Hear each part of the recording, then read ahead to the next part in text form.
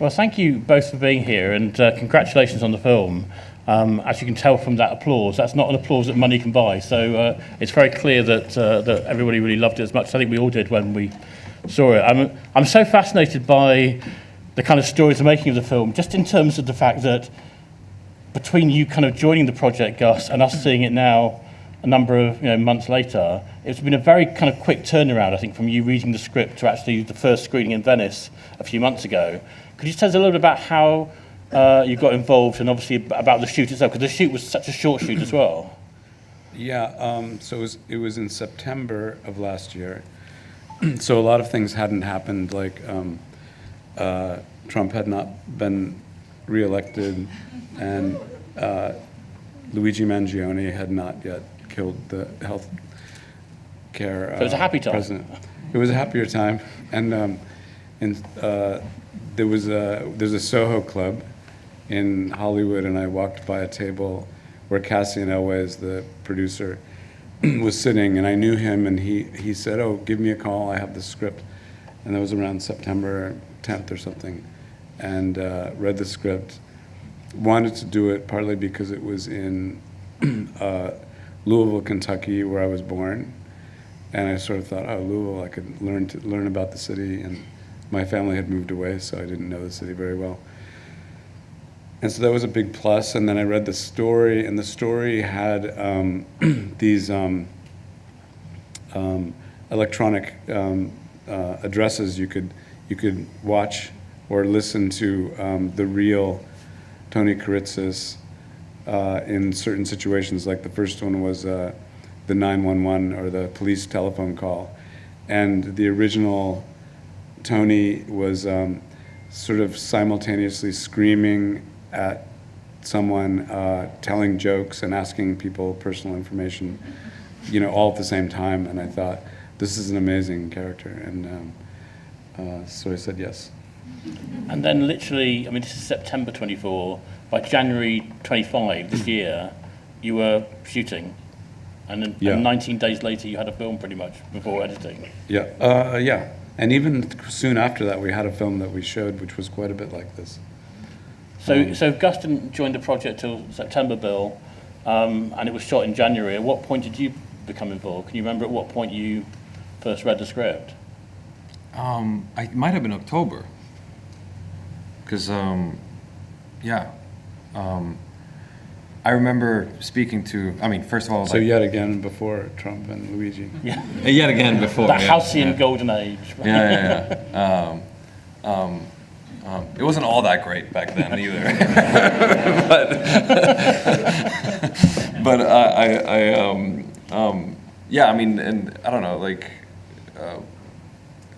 if Gus Van Sant wants you in a movie, you take it very seriously, obviously. And I did, and then we spoke on the phone, and I remember I'm like, okay, well, the script's great, the character's fantastic, but I also, because Austin put these links into it, so you read the script and ask, and then you kind of pausing, and then you're like, oh, who's this guy? And then you start to watch a documentary, and you start seeing the real thing, and I just I don't look anything like the real guy, we saw at the end what he looks like in real life. Yeah. He's a foot shorter than me, and maybe only about 10 years older, but in 1977, so 30 years older.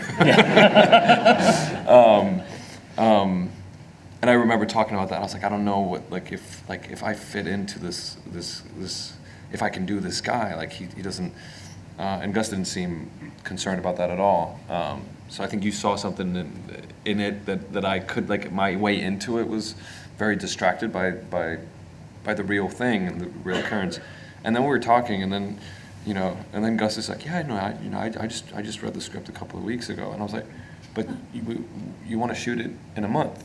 It was scheduled to start shooting in December.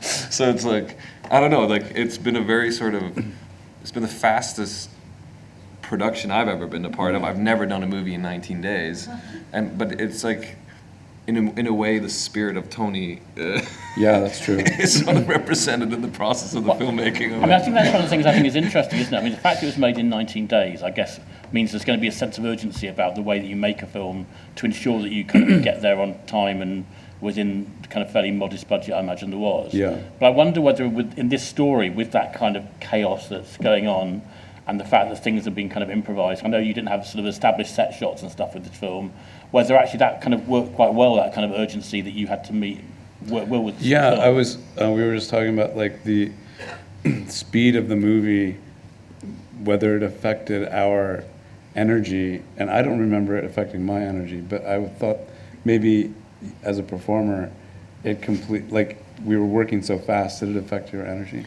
Yeah, well, yeah.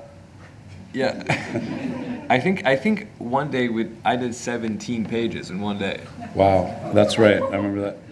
Like I'm like, oh, it's 17 Wow. pages, because like all of the interiors, like all of Tony's apartment was like 4 days of shooting, and it's so much. Yeah. I mean, thankfully we shot in in sort of a makeshift studio, but you can get through it if the way we shot the film. And I mean, was this very unusual for how you normally shoot, or? No, because the project that I made just before was a television project for Ryan Murphy, and I chose to shoot out of 8 episodes. I chose to shoot 6, so I had shot in 8-day episodes, and they were usually like 50 pages. So I was pretty used to that exact speed that we were going.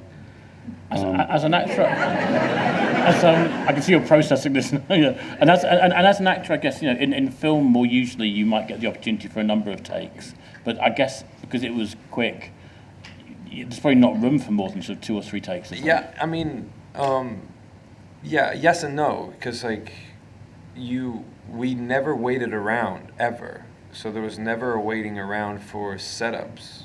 Sometimes you're waiting around forever for setups.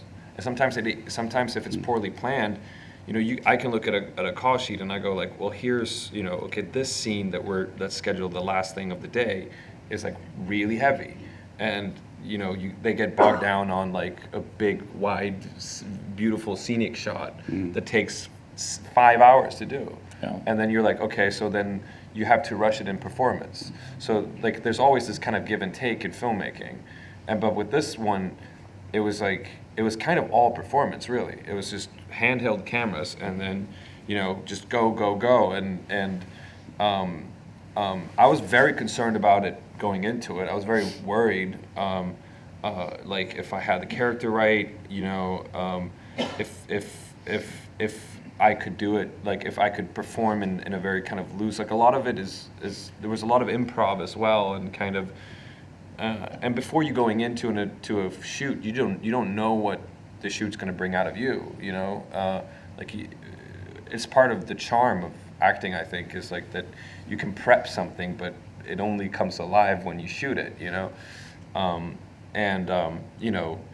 me, and Dacre got along really well, and I think Dacre and I are very high energy, quite opinionated. Yeah, we had rehearsals beforehand. Like for 2 days, and we just never stopped talking. yeah, and I think that there was a lot of sort of cementing right at that moment. Yeah. And then we went right into it, and it was just moment by moment getting the things that we thought we needed, and when you were happy with it, I was just moving on, to the next. Yeah. And we also had a number of cameras going. Yeah. We were trying to get all the cameras going, shooting at the same time, so each take would be a few different angles. Yeah, and long, like, I mean, the whole scene, yeah. The whole scene, like the scene, which was one of the,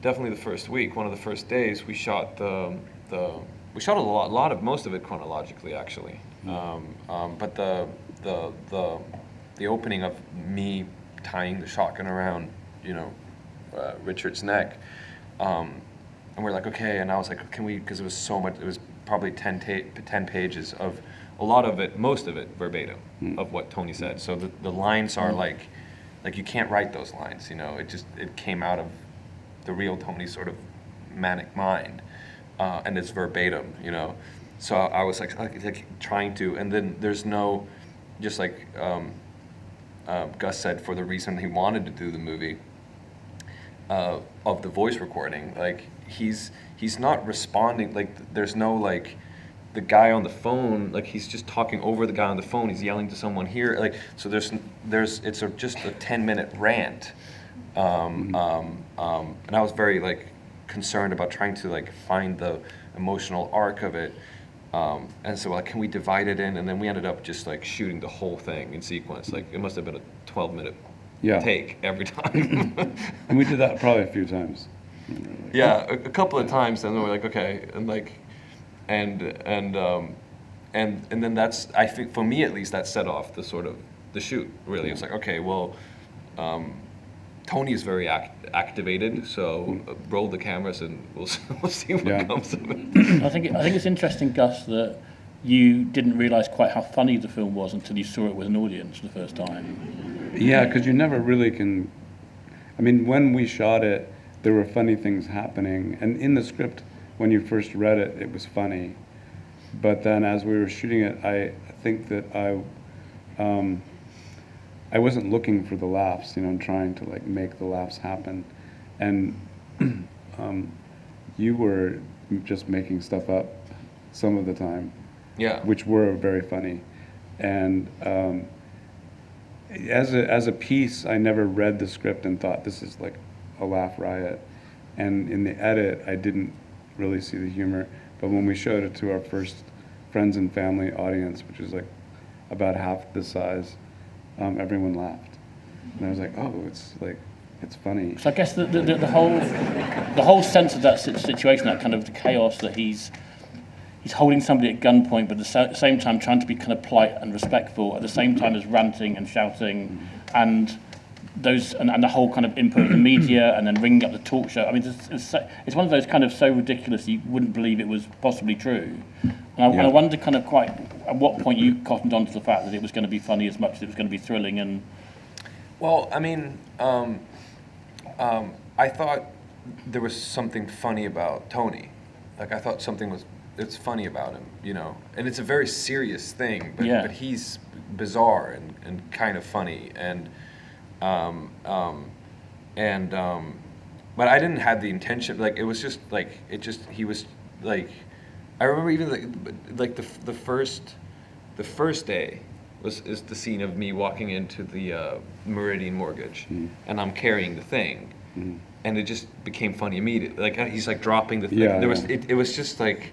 It just sort of like, okay, there's something funny about the character. That was funny. And then I don't know. So it's situational. It's just like he's you know, kind of funny. When you go into the office and the secretary outside, you say. You've always been nice to me. Yeah. And that's the first time I hear people laugh, usually. And I go, like, you know, that's the first little gag. Yeah. Well, that was also all improvised, because it just kind of came. Yeah, the idea that she used to work downstairs. That was invented. Yeah. You're not supposed to be here. There was like, and as much as it's set in the 70s, it also has a kind of feel of the 70s about it, doesn't it? It kind of, I think you can watch it and you can think about some of those kind of Alan Pakula films or Sidney Lumet and Dog Day Afternoon and Network and some of those kind of films from the 70s. There's a sort of real feel for them. Was that something you consciously were kind of trying to recreate, or did you revisit those films when you were looking at this? I think Arnaud, our DP, was using an Alan Pakula film, Clute, in his own styling. I was trying to look at William Eggleston photographs taken in the 70s because they were very colorful. But then Louisville itself is very 70s looking. So it was partly that. And then our production designer, Stefan Chelfant, he's adding on to it as well. And you've got this incredible performance by Al Pacino in the film, and I wonder whether did he come to Kentucky to shoot it? Did you have to go and sort of sort of, I don't know how much time you had with him, but I'm guessing that out of a 19-day shoot, you didn't have a lot. Yeah, it was just 1 day shoot, and it was we met him through through Cassian. Cassian knew him socially a little bit, but there was one of the investors knew Al well, so they had given him the script, and he said he wanted to come and do that part, which was fantastic. He was sort of in the habit of doing small parts in movies as a way to make money, and he was sort of for sale, but he was great. It's Al Pacino. You can't say fairer than that, though, can you? Exactly. And I wonder whether, both of you really, when you're drawing on something still in relatively recent history, I know that Tony Kiritsis is not with us anymore, but presumably he has family and other people who were kind of alive at that time, and the same with David and so forth. Is there a sort of sense of responsibility when you're making something that is kind of, based on real events, or do you just have to not allow yourself to be affected by that? Either of you? Gus? Yeah, I've done so many things. I think every film I've made is based on something that came before it. So I'm really used to sort of trying to keep the pieces that are true, and also living with the pieces that are like untrue or else extensions of those truths. So it's just something that I've done over and over again. Did you, I guess there wasn't a lot of time to prepare for the role anyway, but did you have an opportunity to do some research before actually getting your teeth into the role, or was it something you had to go into? Yeah, plenty. And then I was wrestling much more with that, because I was like, of portraying him, and because I guess the other thing about him is that to some people he's a villain, to other people he's a kind of folk hero almost, and it's and I think through that performance you can see why you can go away with both of those intact actually. Yeah. And I think that's just like the actual thing that happened. You had people having different opinions about him, and the movie is, I think a good movie doesn't write it out for you. So whatever you feel, talk about it and kind of make up your own mind. For me, he's very human.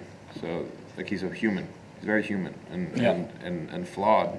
Obviously, he's very upset, understandably, perhaps.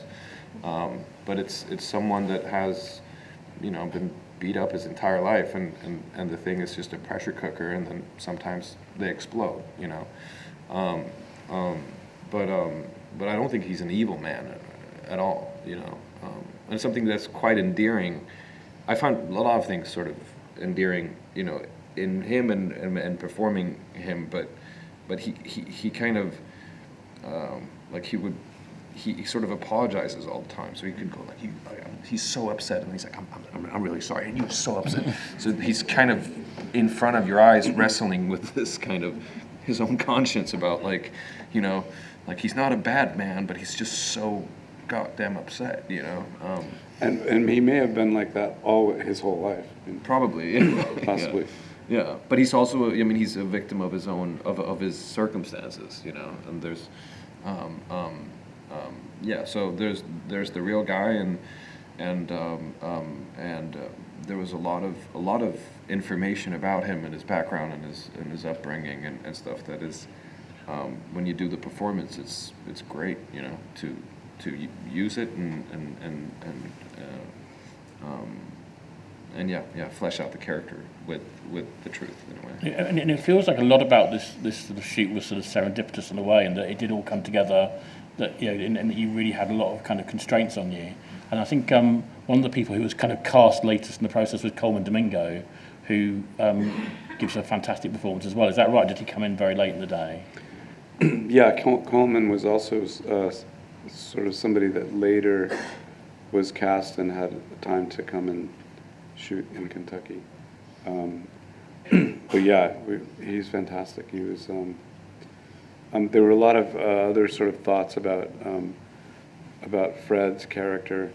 He was originally white, and we made him black. So his character, as I was working on it, I kind of based him on a DJ that I used to listen to in New York, and WNEW, who was a progressive rock DJ, and he got to listen to his pieces, and he would read poetry over some of the songs, the progressive rock songs, and so it's part of Coleman's thing on the air is based on this guy Roscoe is his name.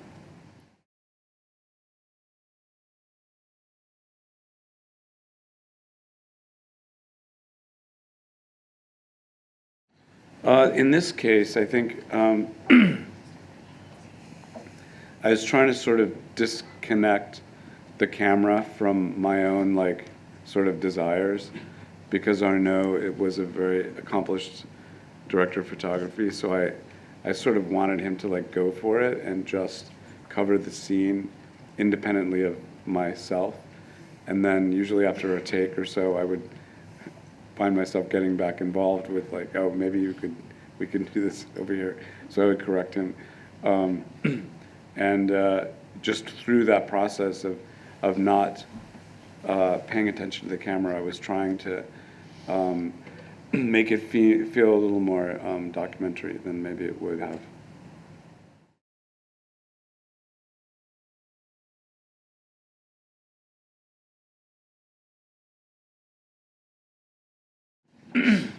Well, yeah, I think no matter what you're making and no matter how much time you have, you're always having to give up all kinds of stuff, you know, just from the even beginning when you are location scouting and you find out, oh, you can't have that building, you're already like, giving something up. So it's, it's something that's normal to like what I've always experienced. And you try and gain as much as you're giving up. Because you're finding new things that didn't exist, and you're making those work in place of the things that you're giving up. And Bill, in terms of that? Yeah, I think it's a great question. I'm thinking, I mean, it's,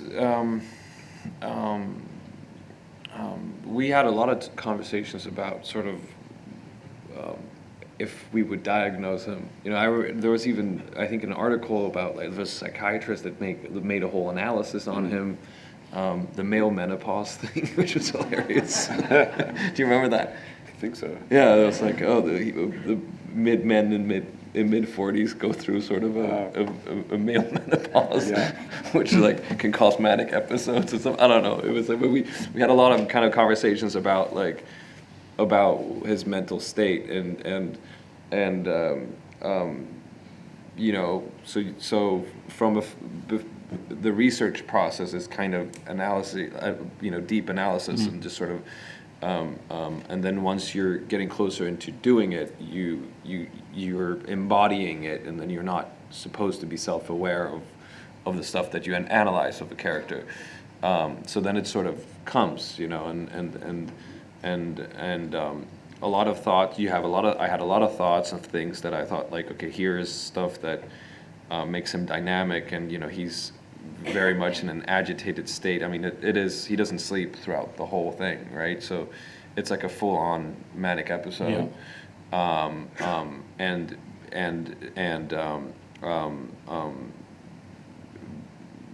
He's when you're in that kind of a state, you're also very close to, like, we talked a little bit. It's like the big emotional shifts. Like he can like almost cry at one point, and then completely switch into like full on rage, and then apologize, and then be funny. So there's so many, emotions that are kind of like a pinball machine, of just like ding ding ding ding, and that was a lot of fun to do. It's a very active role, an active character, and there's so much, but yeah, when you do it, I'm not supposed to be too conscious of it and kind of let it come through me, and then as an audience member, you can kind of analyze it if you want.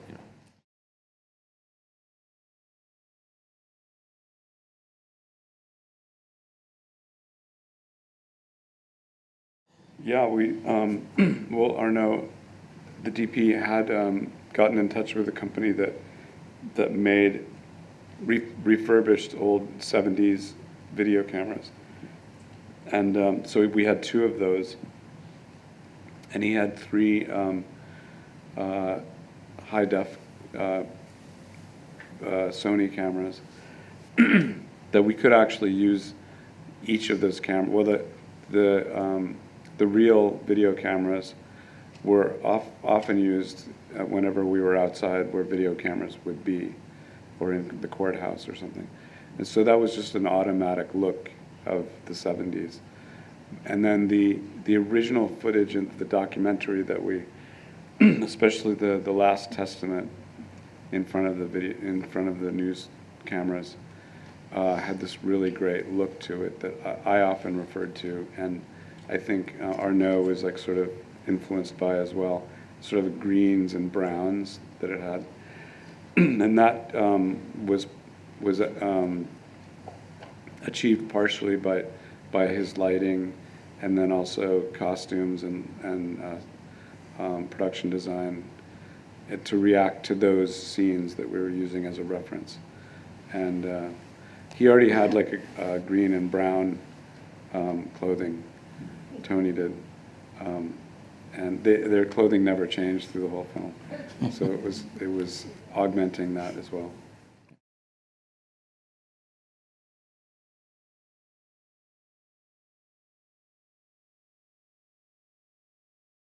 It's in here.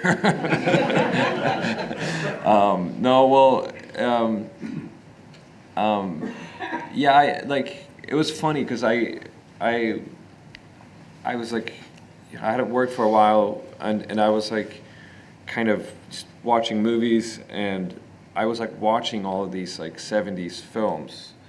I was watching a film I hadn't seen before. It was Mikey and Nicky. I think we talked about, yeah.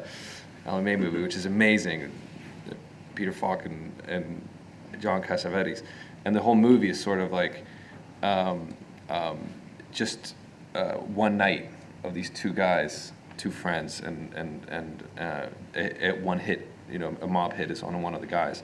And the whole movie is sort of just improv and very sort of 70s and Cassavetes style. And then I was like, oh man, that's what I want to do. And then a week later, this thing came out. Oh, you'd already seen that film? Oh, yeah, I'd just seen right. it. And I was just like, I was like, oh, that's something, like, I would just love to do something like that. So I felt very serendipitous when it came, this thing. And then, Gus is such an amazing filmmaker that it was like, even the consideration was so flattering. And for me, it was just, like, my hookup was, like, I was like, if this script is in a vacuum, I was like, yeah, great. Like, I have all the freedom to do this, to perform this however I want. But the fact that it was a real story and there was a real guy, I had hesitations about that, and like, I don't know if like there's the real guy, and then, you weren't as concerned about it, and I don't think I ever was like, I don't want to do it. Like, I was always so attached. It was more I was conflicted by it, and then I said yes, and like, and part of it was also just talking to Gus, and I was like, okay, well, the guy is completely, manic and just, such force and so chaotic in his energy. But Gus is so chill. So I'm like, I think I can go there, and then just like have him as my Zen Buddhist teacher to just like kind of anchor me to not go too far. And it actually turned out to be true.